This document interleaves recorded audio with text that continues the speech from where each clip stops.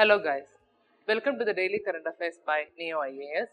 So today on 10th April 2019, our topics are National Security Act, World Gold Council, International Finance Corporation, Candida Auris, Map Aided Program and PQRS. So our first topic, that is National Security Act. So the Manipur High Court it has ordered for the release of a journalist who was arrested under this National Security Act. That's why it came in news. So about this National Security Act, we know that it's a very stringent law and it allows preventive detention for months.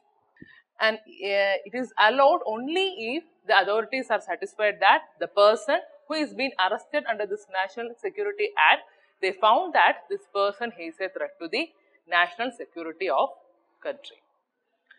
Okay, and another thing is that the person he does not need to be charged during this period of detention, and its main purpose is to prevent the individual from committing a crime. Okay, so this National Security Act, it empowers the central government and the state government on the major grounds such as acting in any manner which is prejudicial to the defense of India or the relation of India with foreign powers or the security of India. Or another thing is that regulating the continued presence of any foreigner in India or with a view to making arrangements for the expulsion of that foreigner from India. Okay, there also we can use this National Security Act, and also preventing them from acting in any manner that is prejudicial to the security of the state or maintenance of public order or maintenance of the supplies and service that are essential to the community. Okay, these are the three areas where this National Security Act can be used. And we know that this National Security Act, it was promulgated in 1980, September 23, and under this act, as I said, we can use this act to detention over a foreigner, or we can even expel that foreigner from the country. And the thing to be noted that the maximum period of detention it is 12 months. But within this period, the detention should be reported to the state government along with the grounds on which the order has been made. And some things to be noted here are, so first, if a person is arrested under this National Security Act, he can be held for 10 days without telling him for what charges he has been arrested. So he can be held for 10 days. But the thing is that no such order shall remain in force for more than 12 days unless it is approved by the state government. Okay, and if it is approved by the state government, we are reporting to the state government and they are approving, or the state government is giving the approval, then we can keep that person for a maximum period of 12 months. And the detained person, he can appeal before a High Court Advisory Board, but they are not allowed to have a lawyer during the trial. So the person, he can appeal before a High Court Advisory Board, but they are not allowed to have a lawyer during the trial. So coming to our second topic, that is World Gold Council. So India, it has marginally increased its gold holding in February, and it is now holding a reliably good position, that is 10th position among countries in terms of this yellow metal reserve as per the data given by this World Gold Council. So about this council, it is the market development organization for the gold industry, and it is based mainly in UK and with operations in India, China, Singapore, etc. And its main purpose is to stimulate and sustain the demand for gold and to provide the industry the leadership and be the global authority on the gold market. That is the main purpose of this World Gold Council. And it works across all parts of the industry from mining to investment. And its members are the world's largest as well as the most forward-thinking gold mining companies. Okay, that's all regarding this World Gold Council. Here you can see the gold reserves across the country. Okay. Then our next topic is International Finance Corporation.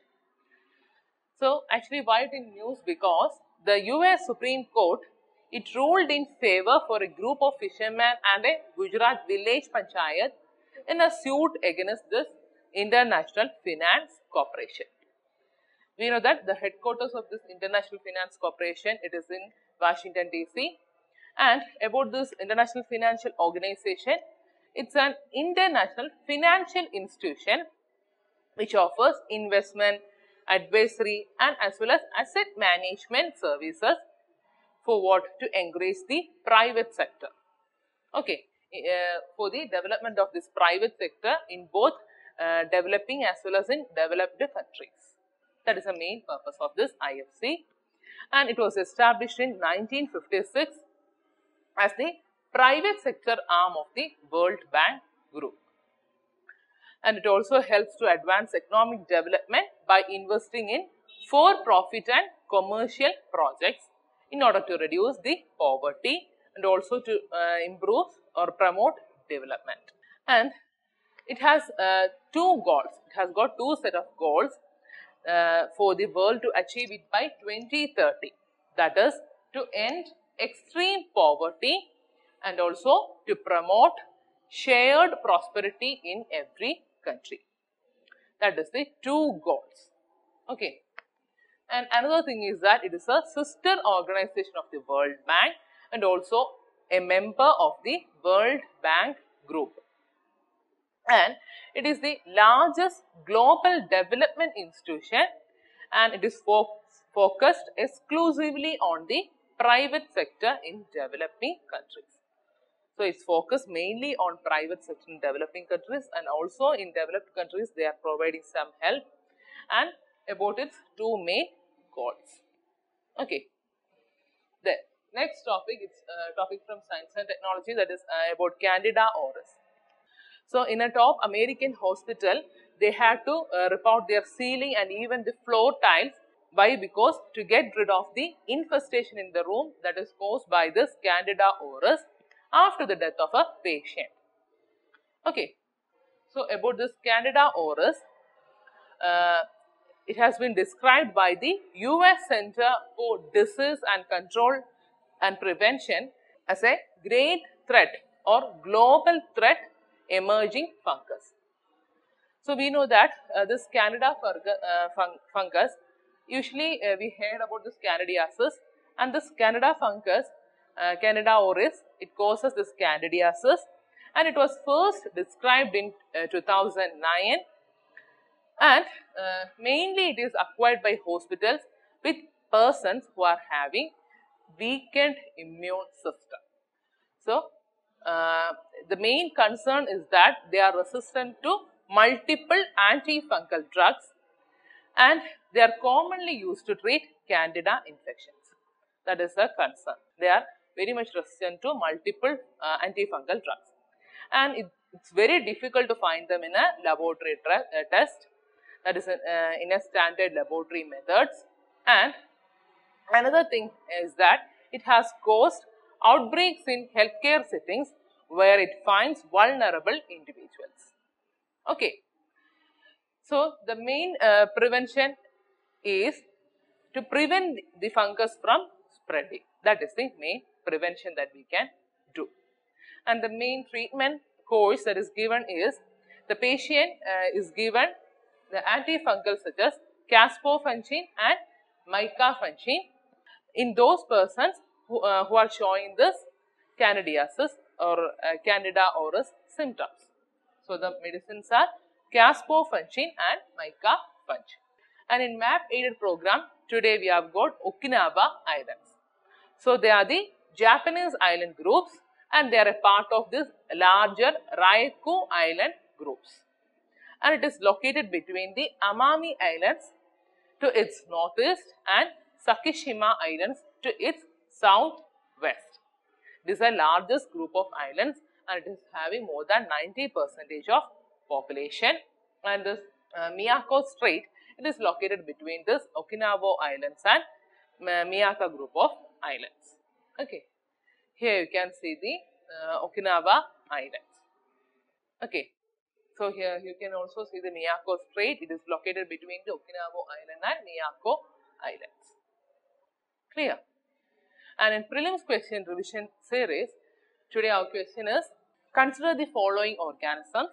First one Agaricus, second one nostoc, third one Spirogyra, and which of the above is or are it is used as biofertilizer or biofertilizers? And options are A 1 and 2, B 2 only, then C 2 and 3, and D 3 only. So about Agaricus, we know that they are a genus of mushrooms and they can be even edible and some of them are poisonous. And this group, in this group there are more than 300 mushrooms are there in this Agaricus group. And coming to the second one, that is nostoc, this nostoc we know that they are bioinoculants. Okay, they are actually a microbial formation and they stimulate or they help the plant to absorb the nutrients from the soil. Thus, they help in the growth of the plants. So, hence we can say that they are acting to an extent, they are acting as a biofertilizer. And this bioinoculants, they are of two types. That is in nostoc, it is of two types, that is having symbiotic association and non-symbiotic association. So, in the symbiotic association group, there comes the nostoc, anabena, then rhizobium, bradyrhizobium, cynorhizobium, etc. They are all coming in the symbiotic group of organization or in the group, and in non-symbiotic organisms, we have got the acetobacter and azospirilla, etc. Okay, so this nostoc, they helps the plant to grow or they act as a biofertilizer. And about this Spirogyra, we can say that they are green filamental algae. Okay, that's all regarding this Spirogyra. So, in our question, it was asked which of the above is used as a biofertilizer. So, the nostoc among this group, this nostoc, it is used as a biofertilizer. So, our answer is B, that is 2 only. So, our answer is B, 2 only. So, that's all for today's session. You can download the material from the link given below. Thank you for